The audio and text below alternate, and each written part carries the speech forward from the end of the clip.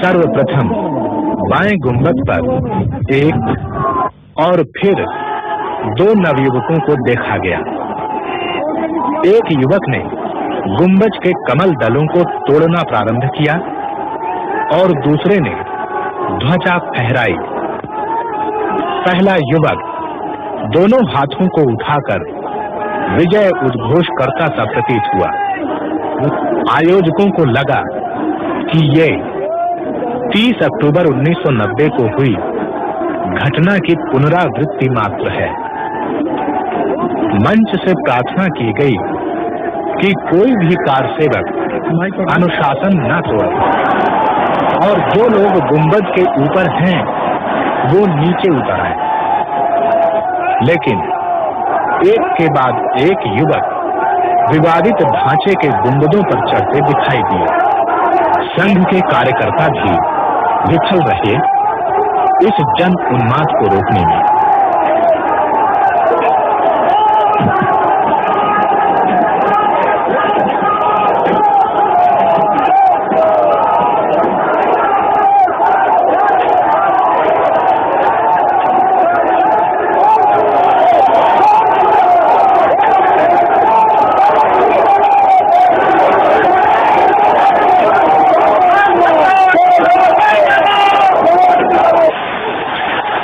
समय 12:10 पर केंद्रीय सरकार को इस वस्तु स्थिति की जानकारी प्राप्त हो चुकी थी।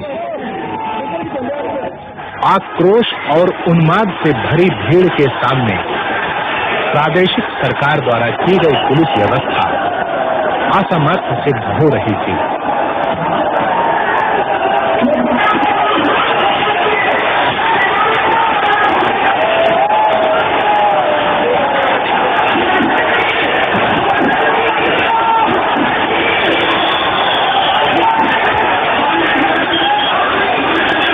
12:45 पर प्रदेश सरकार ने केंद्रीय सरकार से कुछ और सुरक्षा दलों को भेजने की प्रार्थना की। उत्तर प्रदेश शासन के सामने प्रश्न था कि क्या भीड़ पर गोली चलाने का आदेश दिया जाना उचित है? क्या स्वतंत्र भारत में भी जनरल डायर द्वारा अमृतसर के जलियांवाला बाग में सन 1919 में खेली गई खून की होली को दोहराया जाना उचित होगा? एक तरफ थी ऐसी कानून व्यवस्था जिसका मानो देश की करोड़ों जनता की भावनाओं से कोई सरोकार न हो, तथा दूसरी तरफ थी सदियों से दबाई जाती रही देशवासियों की भावनाएं, जो अब एक नया ज्वार बनकर उमड़ पड़ी थी। और आखिर भारतीय जनता पार्टी की सरकार को प्रदेश की जनता ने श्री राम मंदिर पुनर्निर्माण का जनादेश पालन करने के लिए ही तो चुना था।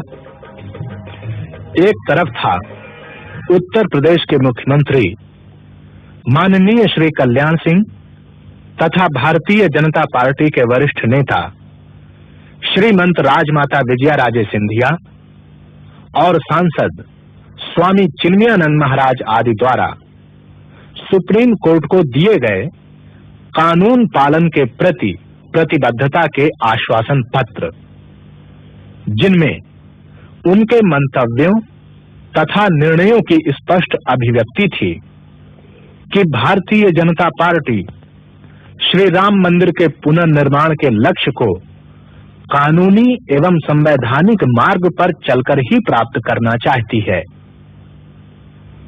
और इसी के साथ थी भारतीय जनता पार्टी सरकार के नीतियों की न्यायपालिकाओं, संसद तथा राष्ट्रीय एकता परिषद आदि अन्य सभाओं में की गई उद्घोषणाएं कि भारतीय जनता पार्टी की सरकार राम भक्तों पर किसी भी हालत में गोलियां नहीं चलाएगी।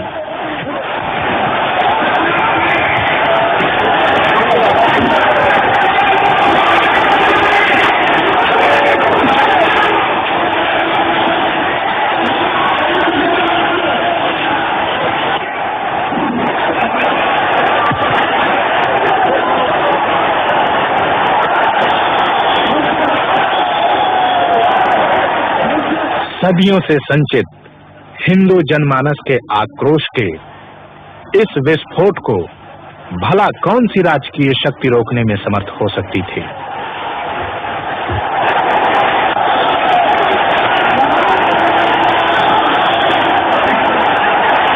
मंच से राष्ट्रीय स्वयंसेवक संघ के सर कार्यवाह माननीय श्री एच.वी. शेषाद्री तथा अन्य नेताओं द्वारा की गई अपील भी विफल रही।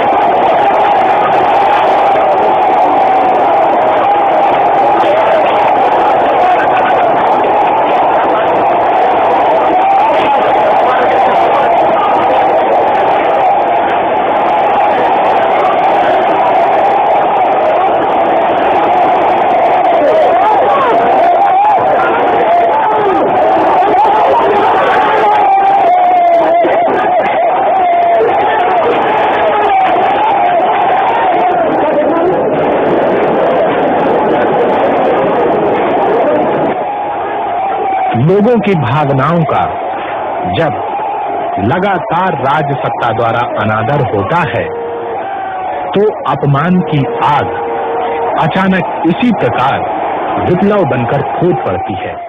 6 दिसंबर 1992 को यहाँ पर लाखों राम भक्तों ने धावा बोल दिया और अपने प्राणों की बलि देते हुए 2:50 पर पहला गुंबद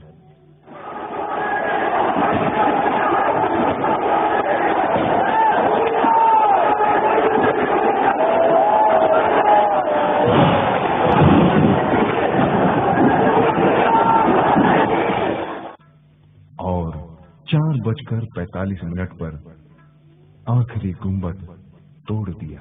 उत्तर प्रदेश के अभूतपूर्व मुख्यमंत्री माननीय श्री कल्याण सिंह जी ने सारी घटना की जिम्मेदारी अपने ऊपर ले ली और सत्ता को तिलांजलि दे दी।